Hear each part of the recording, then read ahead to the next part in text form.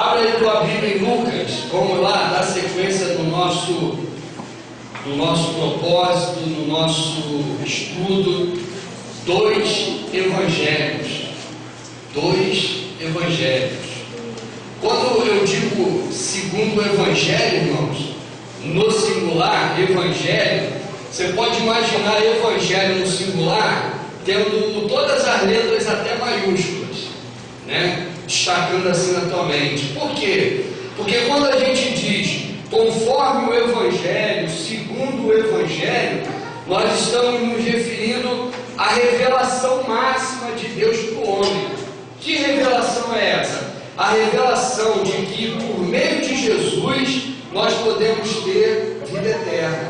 Isso é o evangelho, que significa boa notícia, entendeu? Então, quando a gente fala conforme o evangelho, a gente está falando conforme essa revelação nova, essa revelação plena da vontade de Deus, do que Deus fez por nós e do que Deus coloca como caminho para a gente andar, ok? E quando a gente fala no plural evangelhos, a gente está se referindo aos 4 evangelhos, certo, pessoal? Então, o evangelho no singular é essa mensagem da boa notícia, essa mensagem que carrega nela toda essa revelação nova, diferente, magnífica, que você não encontra em nenhum outro lugar, só no evangelho. Salvação, só no evangelho. Alguém morrendo por você e sendo capaz de te resgatar, só no evangelho. Uma palavra de você amar, independentemente da outra pessoa merecer ou não o teu amor, só no evangelho. Então o evangelho, no singular, a gente está se referindo a isso, a essa revelação plena de como as coisas são segundo o olhar de Deus. Isso é evangelho. Então, de vez em quando vocês vão me ver falando: isso não está de acordo com o evangelho, não. Não é os evangelhos escritos, mas é o espírito do evangelho, ok? E quando a gente fala os evangelhos, a gente está se referindo a esses 4 livros aqui da Bíblia, esses 4 primeiros livros da Bíblia no Novo Testamento, que são, na verdade, os livros tidos como livros biográficos, porque eles se interessam em falar, em dizer acerca da vida do Senhor Jesus. Por isso que nós falamos aqui, irmãos, e voltamos a repetir: você não encontra em nenhum outro lugar sobre Jesus que não seja nos evangelhos, ok? Toda a literatura que você encontra falando de Jesus, toda a mensagem que você pode ouvir falando de Jesus, toda a imagem que você pode enxergar se referindo a Jesus, você vai sempre ter como fonte principal os 4 evangelhos. Por isso, a importância de nós, à medida do possível, à medida da capacidade de cada um de nós, a gente aprender o que os evangelhos dizem de Jesus, ok? Porque a coisa mais fácil que tem, irmãos, é a gente criar o quê? Versões das coisas. Aquela coisa do telefone sem fio, né? Eu falo A para a Terezinha, quando ela vai dizer para o pastor Daniel, ela já acrescenta um B, e daqui a pouco a Leidiane acrescenta um C. Quando chega lá no final, já está falando Z. Então não é? A coisa vai assim, entendeu? E com Jesus não é diferente. Por isso a gente tem que vir para a origem. E a nossa proposta é essa.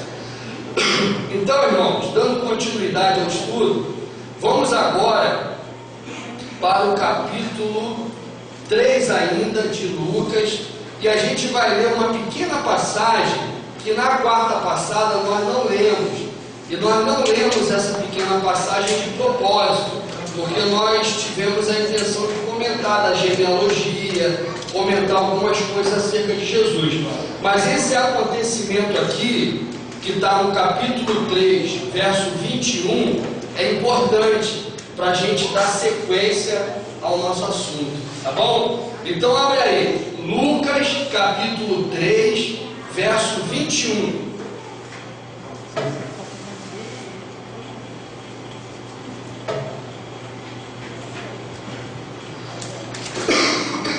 Lucas 3, verso 21. Você pode manter o livro de Lucas aberto, a gente vai estar lendo outras passagens aí. Então vamos ler. Diz assim: E aconteceu que, ao ser todo o povo batizado, também o foi Jesus.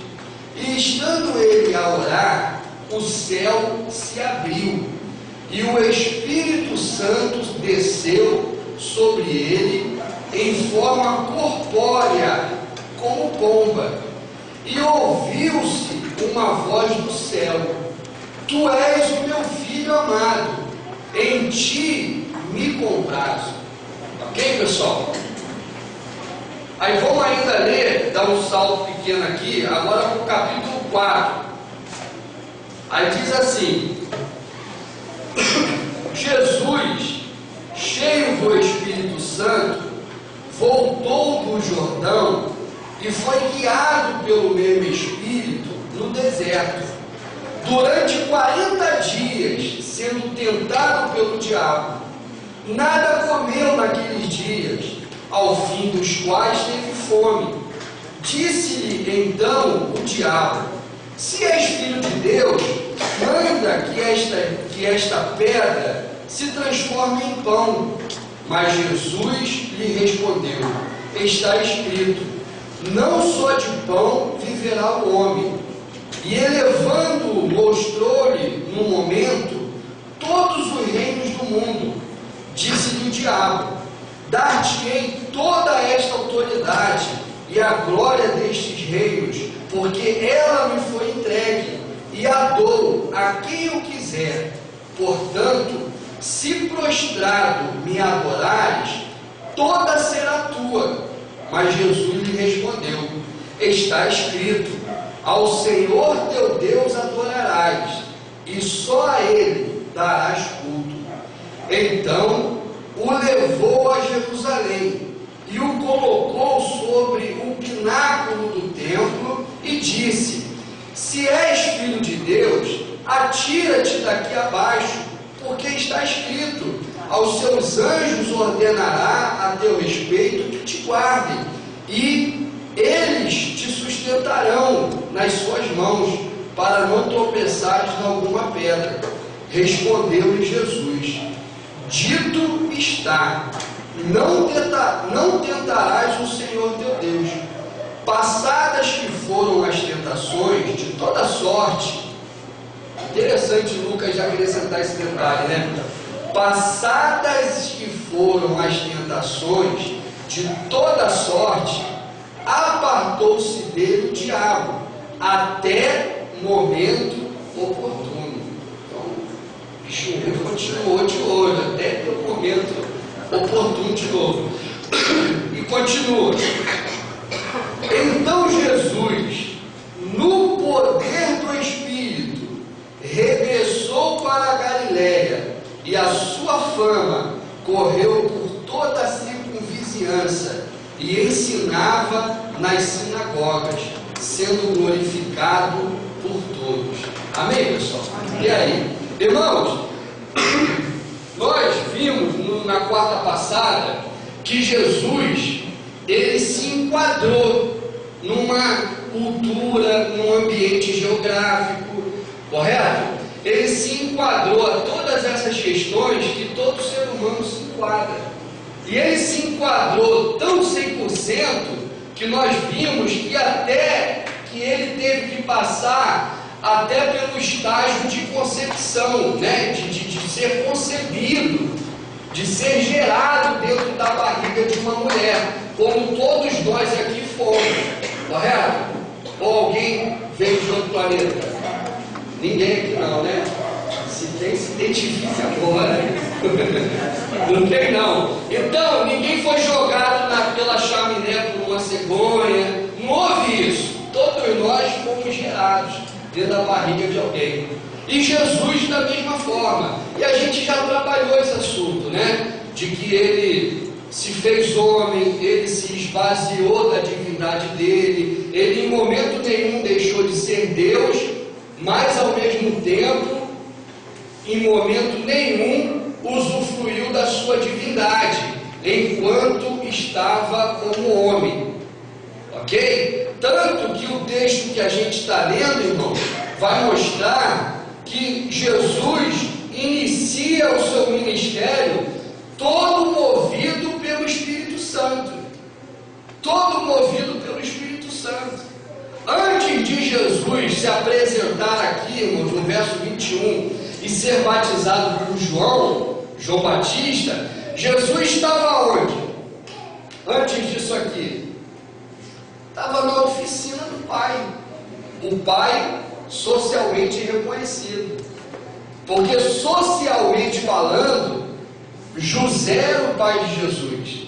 Não havia a informação que Maria recebeu do anjo dita para todo mundo. Todos que viam Jesus identificavam Jesus sendo filho de José.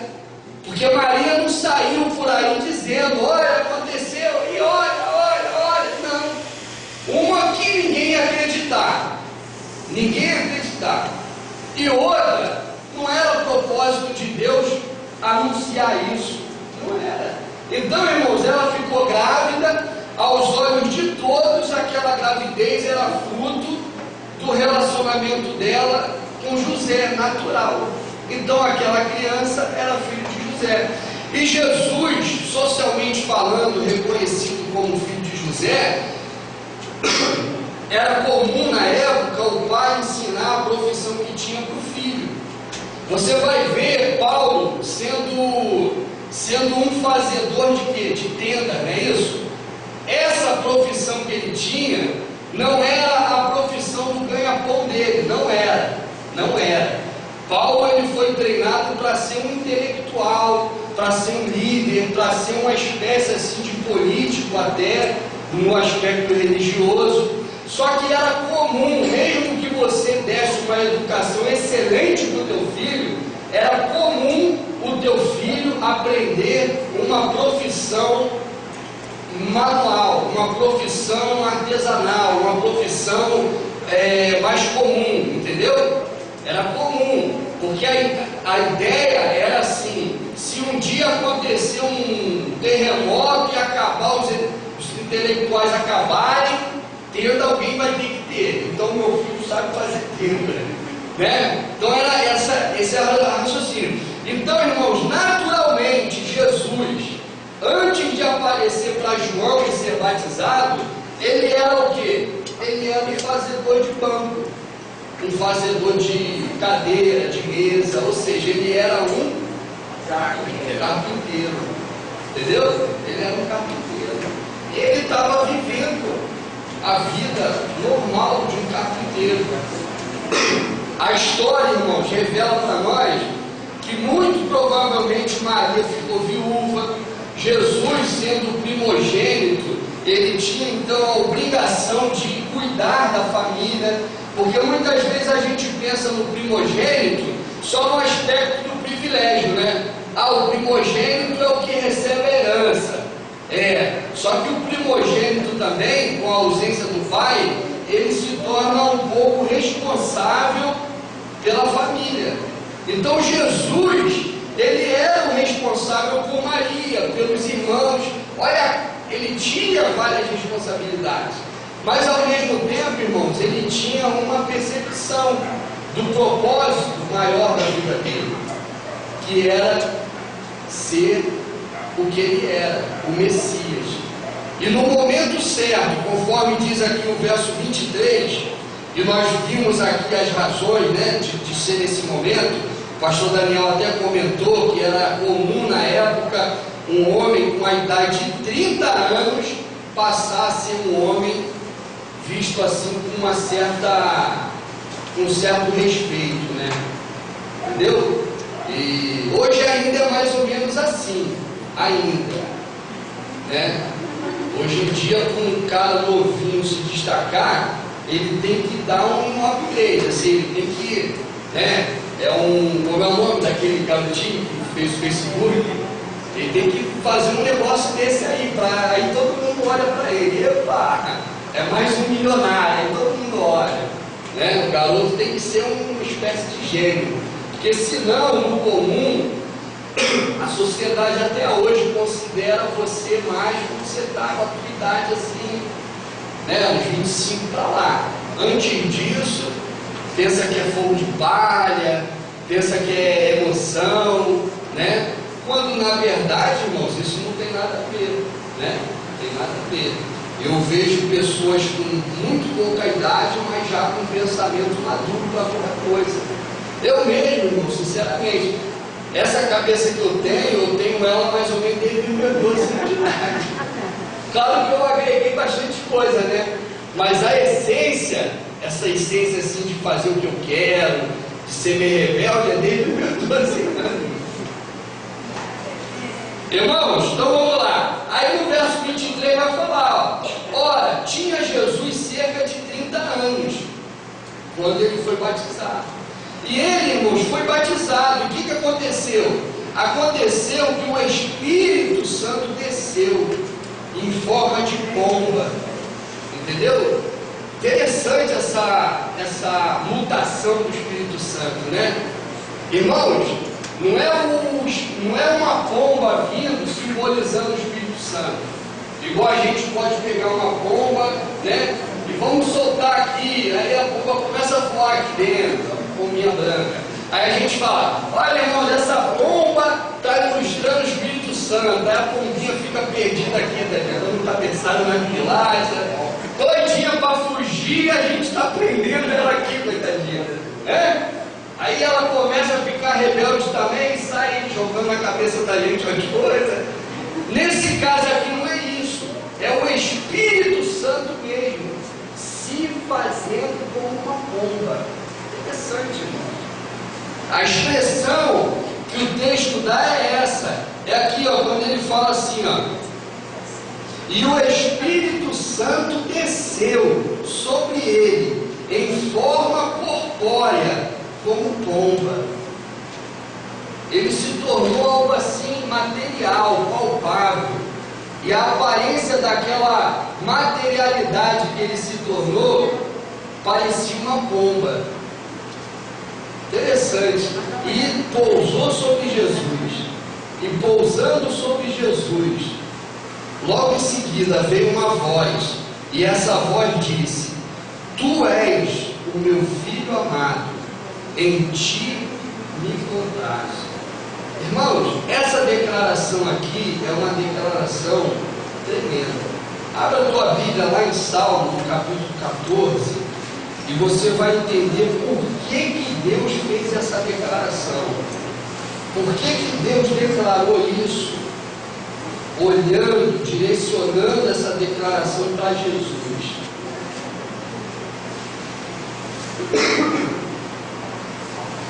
Alguém pode ler o Salmo 14, versículo 2 e versículo 3, 2 e 3. Salmo 14, verso 2 e 3. Lê bem forte aí, com firmeza. Do céu olha o Senhor para os filhos dos homens, para ver se há quem entenda, se há quem busque a Deus. Todos se extraviaram, juntamente se corromperam. Não há quem faça o bem, não há nenhum sequer. Ok? Deus olhou do céu, procurou alguém e ele não encontrou ninguém. Não encontrou ninguém. Lá em Gênesis, no capítulo 6, você vai ter uma expressão mais forte ainda, e até uma expressão que para alguns é uma polêmica. Lá vai dizer que Deus ele se arrependeu de ter feito o homem. Aí alguém pode dizer assim, mas Deus não se arrepende. Realmente, ele não se arrepende. Mas o texto lá diz que ele se arrependeu. Aí a gente vai tentar explicar o que ocorreu para deixar Deus bem na fita, né? Que a gente tem medo de deixar Deus mal, né? Que um Deus que se arrepende não pode ser um Deus todo-poderoso, onisciente. E aí a gente começa a explicar, não, mas ele se arrependeu, isso é força de expressão, mas ele se arrependeu no sentido disso, no sentido daquilo. Só que o texto está dizendo que ele se arrependeu, irmão, ponto. Não tem o que discutir. O que fica é o sentido do que seja arrependimento, ponto. O que é arrependimento? É uma profunda tristeza. Não é uma questão só de você dizer, puxa, se eu soubesse eu não tinha feito. Não é isso. O arrependimento, ele é a princípio uma profunda tristeza por algo que você não gostaria que tivesse daquele jeito, mas está daquele jeito. E você diz, me arrependo disso. Para nós humanos, que temos sempre a ideia de voltar atrás, e aí se voltássemos atrás faríamos diferente, a gente liga muito a questão do arrependimento a essa nostalgia, a essa saudade de dizer assim, puxa, eu me arrependo, como se fosse assim, puxa, se eu pudesse fazer de novo. Não é isso só arrependimento. A princípio, o arrependimento é o fato de você pegar e dizer, puxa, essa garrafa não está legal, ponto. Quando Deus viu o homem no Salmo 14, ele percebeu, não há quem faça o bem, não há nenhum sequer, não há alegria no meu coração vendo as pessoas como elas estão. E em Gênesis, quando fala para Noé, quando ele diz que havia se arrependido, é nesse sentido também.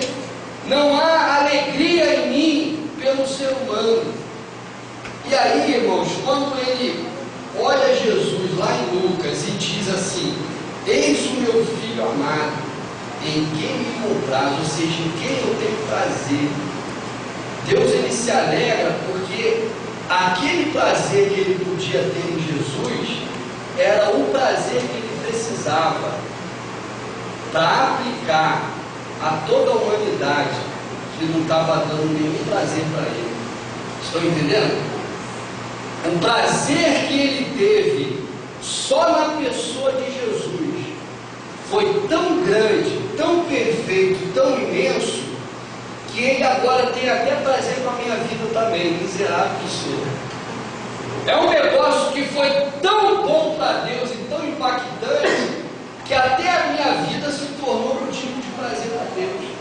Por isso, irmãos, todo o amor de Deus pela minha vida, toda a graça de Deus pela minha vida, toda a misericórdia de Deus pela minha vida, toda a bênção de Deus pela minha vida, é por causa desse prazer que ele teve em Jesus.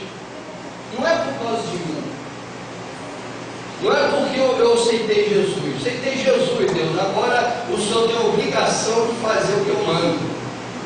Jesus, estou jejuando já há um tempão. Resolve essa parada aí. Não é nada disso, é por Jesus. O prazer de Deus é todo focado em Jesus. E esse prazer é tão gigantesco que ele transborda tanto no coração de Deus, que Deus, e eu vou falar isso aqui agora, Deus nem percebe mais que eu sou um pecador. Deus nem percebe.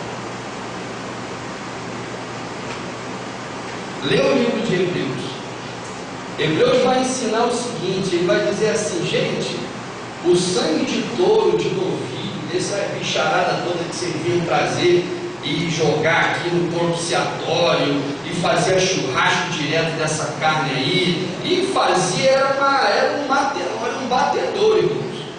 O tabernáculo era um batedor, era fila de gente com o seu bichinho do lado para entregar o sacerdote matar e espalhar o sangue em algum canto. Era um negócio assim de açougue. Era. Ou tu nunca pensou nisso? Era assim. Entendeu? E aí o autor de Hebreus vai dizer: o sangue de touro, de novilho, do que bicho que fosse, nunca limpou o pecado de ninguém. simbólico, ilustrativo. Aí ele vai e diz: mas o sangue do Cordeiro, esse sim, nos limpou para sempre. Para sempre. Irmão, a questão do prazer de Deus pela pessoa de Jesus é tão grande que os meus pecados, preste atenção nisso, não se escandalize, porque isso é o Evangelho. É essa a boa notícia. Os meus pecados já não são percebidos por Deus na perspectiva de juízo, de inferno e de separação entre Ele e eu, porque a minha reaproximação dele não foi por intermédio de mérito meu, de vontade minha, foi unicamente pelo sangue de Jesus.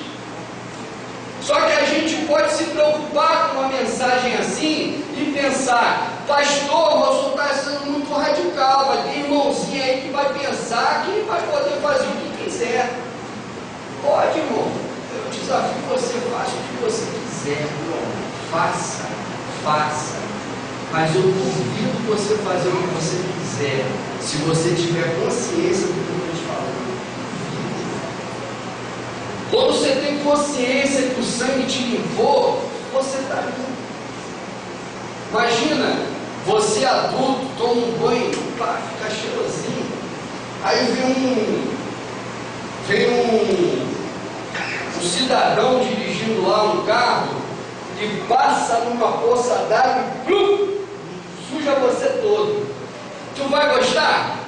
Não vai. Quando você tem consciência de que o sangue de Jesus limpou, te transformou, te mudou, e que você agora não precisa fazer nada para alcançar o favor de Deus, esse sangue já é mais do que suficiente, eu duvido você querer se sujar. Eu duvido você querer testar o poder desse sangue. Você não quer.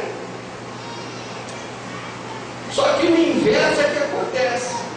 Quanto mais eu te mando se preservar, se santificar, fugir disso, fugir daquilo e fugir daquilo outro, vai gerando em nós uma intenção de querer produzir em nós merecimento. E aí, justiça. Aí você cai numa coisa chamada guerra com você mesmo.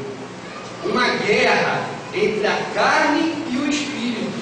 Só que não é contra o Espírito Santo, é contra o teu Espírito. Porque você resolveu se auto-justificar, você se resolveu se autopromover, você resolveu auto-ser agradável a Deus. Então você começa. Só que, irmãos, habita em nós ainda o pecado. E quanto mais você briga, mais você aguça. É igual mola, irmão. Já viu o efeito da mola? Quanto mais você empurra, mais ela fica com força contra você. O apóstolo Paulo fala muito isso, irmãos, em Colossenses. Ele fala assim, que as regras do não toque, não olhe, não faça, não diga, não.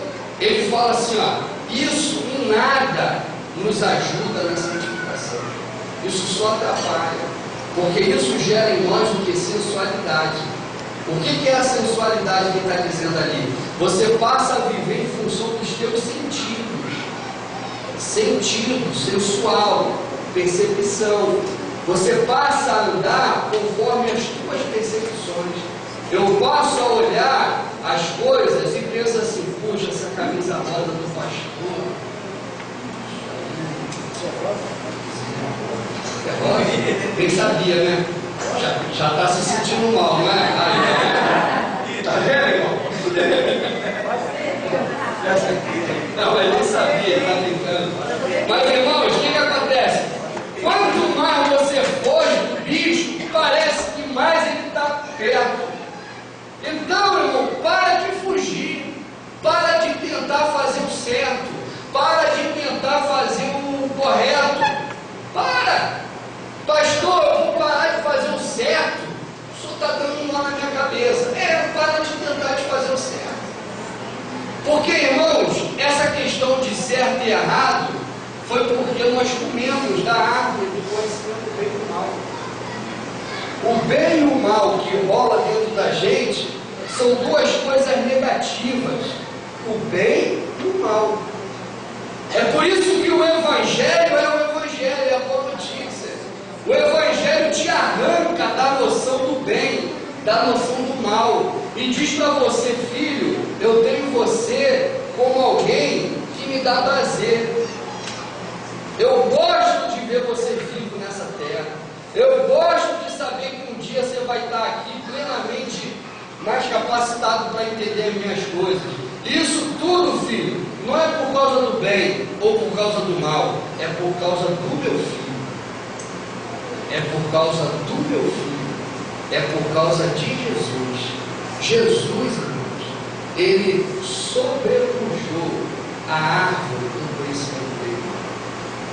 Só que nós queremos ainda servir a Deus conforme essa árvore. Aí ora a gente está bem, né? Não, eu estou numa fase boa espiritualmente falando. Aí ora a gente está mal. Ô irmão, misericórdia, eu estou mal espiritualmente. Só que a noção não é essa, irmãos. A noção é: eis o meu filho amado, em quem me comprazo. Deus já não olha para você, Deus olha para Jesus. Deus olha para Jesus, irmão. Por isso ele falou para Jesus: eis o meu filho amado, em quem me comprazo. E tem gente que quer tomar o lugar de Jesus, quer ser agradável a Deus pela própria capacidade. Ele acha que um dia não vai mais depender de Jesus, só que vai ser sempre por Jesus, irmão. Tem um livro, estava até falando com o Luciano, do pastor Marcos Lucado, que o título do livro é assim: isso não é para mim. Isso não é para mim. Muito legal. E ele enfatiza essas coisas, de que há certas reivindicações dos crentes que não são compatíveis. É para Jesus. É igual uma coisa que eu já ouvi grandes pastores, coisas assim de eventos, e o pessoal citar o Salmo 2, por exemplo, que Deus não vai nos dar as nações como herança. Não, lê aquilo lá, vê para quem é as nações. As nações não são para nós. Aí tem um que vai e escreve uma Bíblia para mostrar que Deus está fazendo uma transferência de finança.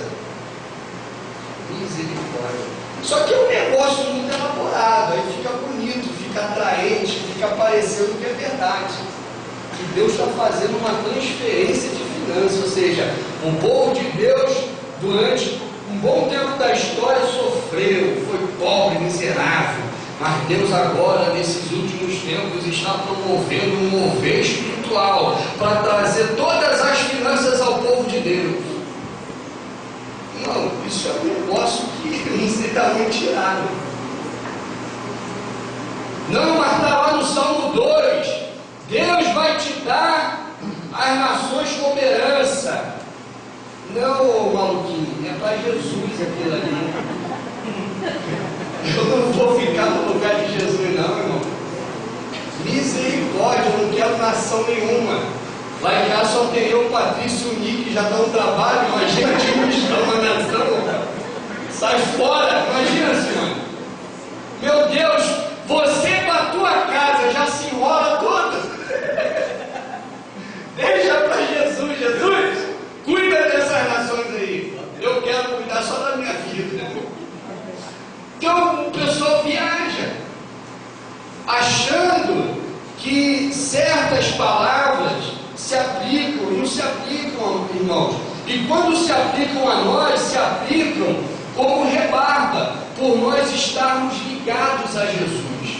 Tudo ocorre por Jesus. Amém, pessoal? Amém. Nunca mais é por nós, é por Jesus. Fala aí, irmão. Esqueceu não, né? Tu levantou a mão desse parênteses todo. Não. Pensou que eu tinha esquecido de você, né? Esqueceu do filho feliz, né? no original, essa palavra arrependimento, ela lá no original é justamente arrependimento, está querendo dizer? Irmão, deixa eu te falar aqui, aproveitar o que você está perguntando para falar rapidinho. Presta atenção aqui, vou dar uma dica aqui, uma dica para você pegar. Quando você pega um livro em inglês, você pegou um livro em inglês, é uma língua recente, atual, correto? Legal. Quando você pega um livro em inglês, você não consegue traduzir literalmente do inglês para nenhuma outra língua, porque isso é típico de qualquer língua. Você pega, por exemplo, um livro em português e você vai ter muita dificuldade em traduzir para uma outra língua aí, porque a nossa língua, ela é cheia de coisas nossas, que lá fora não tem nem sentido, não tem nem como dizer. Aí o irmão pergunta assim, mas lá no original, irmãos, presta atenção, vou te falar assim, o original, por exemplo, o hebraico, se você pegar o Velho Testamento, fera mesmo, até antes da época de Jesus, porque na época de Jesus já haviam acrescentado o que eu vou dizer, você vai ter um hebraico que não tinha vogal. Tenta falar uma palavra sem vogal. Tenta aí. Arranha aí. Não, é difícil? Então tu consegue, tenta aí. Quem se arrisca? Fala aí uma palavra sem vogal. Então fala uma sílaba sem vogal. Então expressa uma letra sem vogal. Eles falavam sem vogal. Quem lembra aqui do Isaac Arafat? Que eu não sei se eu estou pronunciando certo o nome dele. Yasser Arafat. Lembra? Isaac Arafat. Aquele babudão que era da polêmica lá da paz entre palestinos e israelenses. Vocês lembram das entrevistas dele? Ele foi um dos caras que a mídia pegava um pouco o discurso, porque ele era coerente, ele quase, né? Ele e o Isaac Rabin quase conseguiram a paz lá naquele Oriente Médio doido. Vocês lembram como ele fala? Lembra não? Parece que tem hora que ele fala, parece que está rodando, tossindo. Então, irmãos, assim, quando a gente fala original, a gente tem que entender várias coisas, entendeu? De verdade, eu vou dizer uma coisa aqui sem ser autoridade para dizer, mas vou dizer que eu já ouvi dizer, né? Que só vou repetir. Você não consegue traduzir nada para uma outra língua 100% falando. Não consegue. Por isso que existe a chamada versão. Quando você assiste um filme, um desenho, no início ou no final não fala? Versão brasileira é Beth Rígida. Não é assim? Porque o que é a versão? A versão é que não houve só uma tradução, houve uma versão. Por que a versão? Porque a tradução ao pé da letra às vezes fica sem pé sem cabeça para outra língua. Então é necessário uma versão. Aí a versão dá sentido para outra língua. Então, irmãos, falando tudo isso, você tem na tua mão a palavra de Deus. Não fica com medo não. Aí eu li lá arrependimento. Vai lá no dicionário, o que quer dizer arrependimento? Quer dizer isso. Beleza. Lê a Bíblia toda agora, em oração, e sente no teu coração o Deus que você serve, e você vai perceber o que significa aquilo lá. Entendeu? Eu fico às vezes vendo irmãos se mordendo. No original é isso, no original, e a gente está tudo brincando, porque quem é que sabe exatamente? Aí no original fala, então, uma letra aí, não sei falar sem usar vogal. É no original? Então vamos lá, vai lá, vamos lá no hebraico, depois antes de Jesus, vamos pegar o hebraico depois quando acrescentaram as vogais, os maçoretas, sabe, judeus que entenderam que deviam dar um sentido melhor porque havia evoluído, tinha cultura grega. Aí vamos lá no grego, o grego koiné, um grego que não existe mais. Como é que você consegue saber com exatidão matemática, uma língua que nem existe mais, irmão. O grego koiné é o grego da Bíblia, do Novo Testamento. Então tá bom, vá lá no aramaico também. O aramaico é a outra língua que tem aqui na Bíblia misturada, uma língua que ainda é um pouquinho usada. Ou seja, não brinca.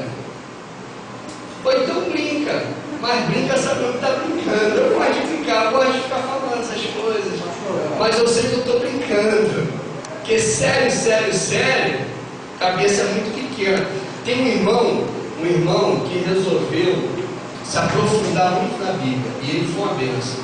Irmãos, depois de mais de quase 60 anos se aprofundando, principalmente nas línguas originais, o cara ainda tinha coisa para entender e aprender.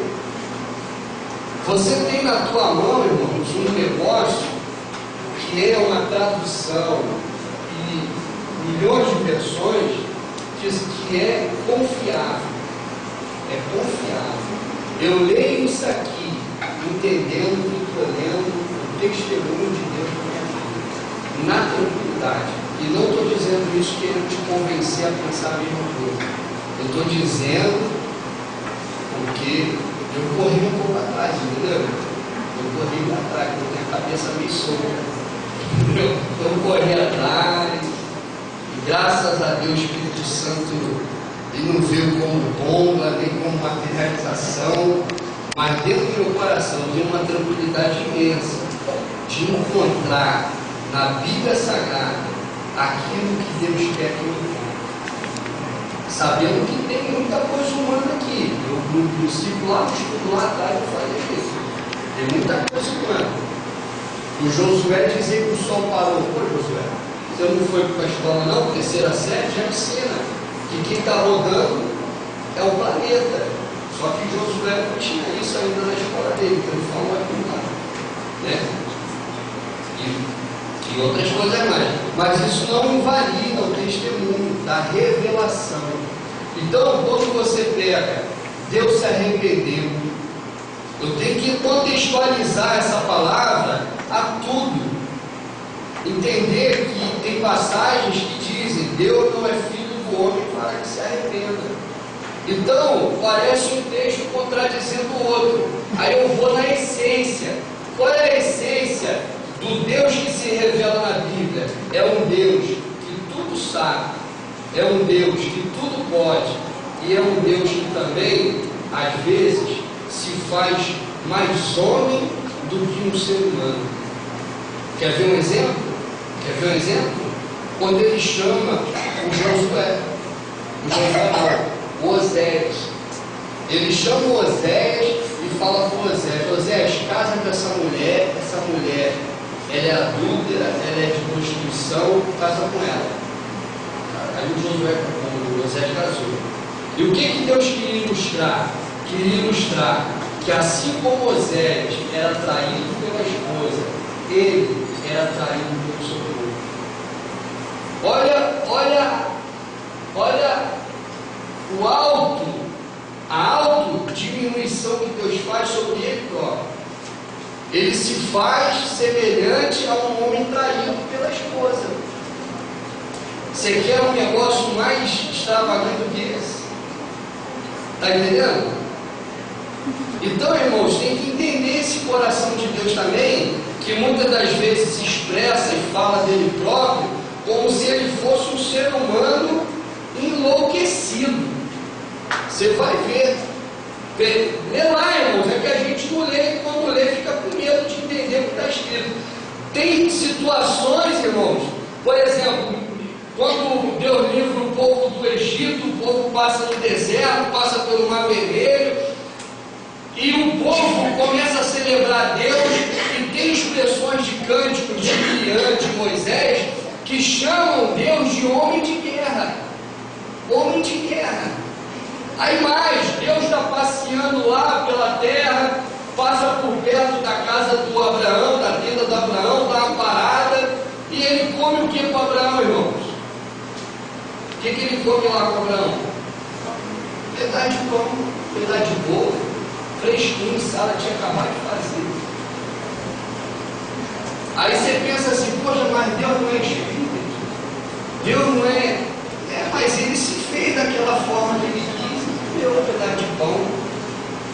café. E aí? Amém, pessoal? Então ele fala, eu me arrependi de ter feito você, Diogo. Me arrependi. Eu estou arrependido. Mas louvado seja o meu nome, porque eu estou vendo o meu filho Jesus. E agora você é o maior prazer que eu tenho. Fala aí. É interessante. Essa ideia da bola, você começa a questionar o que você pode ou não pode fazer. A Josiane, minha esposa, ela falou um pouquinho, mas eu deu para entender. Porque quando você cria essas barreiras que te proíbem de fazer, não quer dizer que eu deva fazer. Né? Mas se cria esse rótulo, né? Esse jargão, ó, você não pode fazer isso, não pode fazer aquilo. Mas a intenção é, pelo amor, pelo sangue, isso não vai ser um obstáculo para mim. Né? Se eu posso ou não posso fazer, eu vou andar na luz, vou andar em direção à cruz. Agora eu ficar questionando se eu posso. Ah, meu Deus, isso eu não posso fazer. A luz vai naturalmente te indicar o caminho que você tem que ir, naturalmente, sem forçar a barra. Esses obstáculos que as pessoas criam, né? Não pode fazer isso, não posso fazer aquilo. Cara, olha para a cruz, continua na luz. Isso aí vai ser um obstáculo. Irmão, esses que geram muita proibição são os que mais ou erram de verdade na prática, só que fica muito encoberto, ou são os que não erram na prática, mas por dentro são verdadeiros tsunamis. E o primeiro tropeço que dão já é motivo de desandar tudo na vida. Pode ver, vai nos presídios, vai no hospício, vai em lugares assim e vai investigando o histórico da vida da pessoa. Quanta gente que é ex-evangélico, quanta gente que é filho de pastor, disso, daquilo, mas que tinha uma vida toda assim oprimida, toda regrada demais, e um tropecinho que a pessoa deu, ela achou que desandou tudo e realmente acabou desandando a vida toda. Fala aí. Eu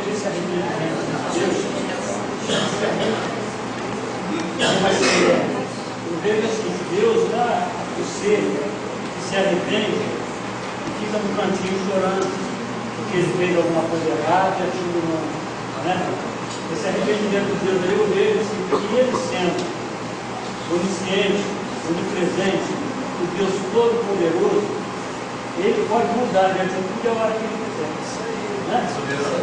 Tipo, Ezequiel diz lá, ele diz fazer o que? Ezequiel prega para esse povo.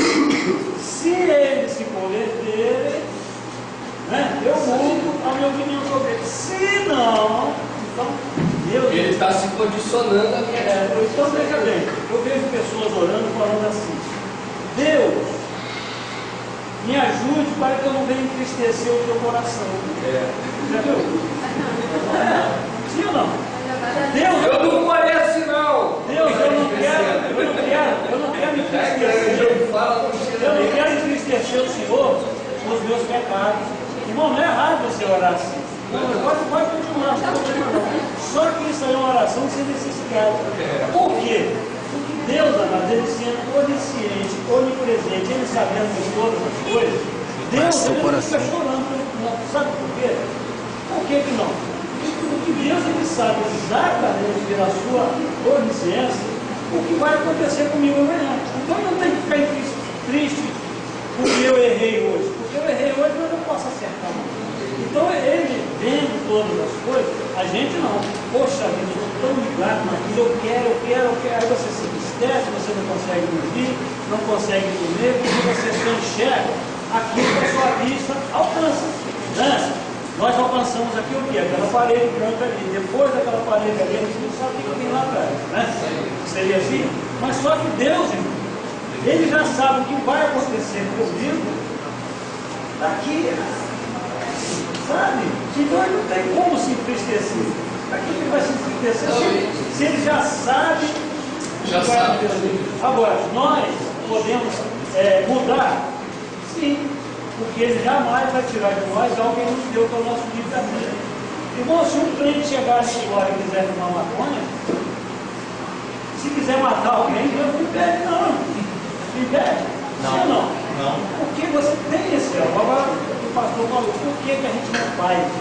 Porque uma pessoa que tem Jesus, que está realmente com Ele quer se Jesus, sujar. essas coisas não passam nem pela nossa cabeça. É ou não é? Sim ou não? Então é isso. Esse arrependimento de Deus não é porque ele se arrependeu de ter feito o homem, sabe? É porque ele, sendo onipresente, onipotente, ele pode mudar de opinião na hora que ele quiser, porque ele é Deus. E uma coisa, irmãos, assim, só pegando um gancho do que o pastor Daniel está dizendo e a pergunta que o Diogo fez, preste atenção, não existe língua e nunca existiu e nunca vai existir que consiga descrever exatamente o que Deus está sentindo. Por quê? Por causa daquele que está ouvindo, sou eu que estou ouvindo. Então qualquer língua que queira me comunicar algo, ela vai se adequar a mim, para eu entender. E qualquer língua que queira adequar Deus a alguma coisa, já fugiu do que seja Deus. Então, exemplo, o pastor Daniel comentou aí da onisciência de Deus. Eu penso que onisciência é saber tudo. E eu penso que se eu fosse onisciente, eu ia ter vantagens fora de série. Só que eu não sei como a onisciência rola na cabeça de Deus. Porque toda a noção de onisciência que eu tenho é a partir de mim mesmo, irmãos. O fato de Deus saber tudo do ontem, do hoje e do amanhã ao mesmo tempo, o fato dele saber tudo isso, não significa que ele reage a tudo isso conforme eu reagiria se eu tivesse esse conhecimento. Porque ele é Deus, eu sou ser humano. Lembra daquele filme do Jim Carrey, o Todo-Poderoso? Viu o que acontece com o ser humano que quase fica Deus? Acontece aquela confusão lá. Como Deus administra, irmãos? Como Deus administra a onipresença dele, a onisciência, a onipotência, todos esses olhos aí que os estudiosos deram, que são títulos também nossos, só para expressar um pouquinho do que Deus seja de fato, não expressam realmente o que ele é, com as coisas que ele tem, que ele pode, que ele sabe, não dá. É igual uma barata. Imagina uma baratinha dentro da minha casa, escondidinha, e ela começa a querer me estudar. Aí ela diz, esse cara acorda essa hora. Ele vai ali, ele volta para aquele fogo, ele pega aquele livro preto, velho, aí começa a estudar. E aí ela começa a fazer descobertas. Só que as descobertas que ela vai fazer são descobertas conforme a cabeça que ela tem de barata. É o ser humano. Uau, Deus é onisciente. Aí você imagina que a onisciência na mente de Deus rola do jeito que rolaria na tua. Mas é na tua, é na minha, na dele eu não sei como é que é. Certo, gente? Deus é muito além desse aspecto. E não tem língua, entendeu, irmão? Agora é uma brincadeira boa de ficar brincando, de falar. Não, no original, lá no grego, lá no aramaico, isso é legal. Mas só que o Deus que a gente segue está acima de qualquer língua. Ok? Certo, gente? Então, para a gente seguir e chegar à conclusão, Jesus, ele é batizado, vem o Espírito Santo sobre ele em forma de pomba, e ele recebe essa declaração, que na verdade não é uma declaração específica para ele, mas é uma declaração para ele e de testemunho para todos nós, de que hoje Deus olha do céu e encontra prazer. Hoje Deus procura um ser humano que o agrade, e Deus encontra. E esse ser humano o agradou tanto, tão perfeitamente, que ele acabou ficando agradado por todos nós de tabela. Então hoje não há mais, irmãos, briga, guerra entre Deus e nós. Existe paz. Romanos capítulo 5. Existe paz. Amém, gente? Existe paz. Isso é o Evangelho. É o ministério da reconciliação, da reamizade entre Deus e o homem. Tá certo? E para a gente terminar, irmão, Jesus, logo após ser batizado, ele é conduzido pelo Espírito para o deserto. E lá no deserto, ele é tentado. E você vai notar que ele é tentado como homem, ok? E aqui o diabo faz várias propostas para ele, a gente conhece bem essa passagem, mas num resumo da ópera, você vai verificar que a intenção maior do diabo era fazer com que Jesus se desviasse desse propósito de ser agradável a Deus. O principal propósito do diabo era esse, era desviar Jesus desse propósito.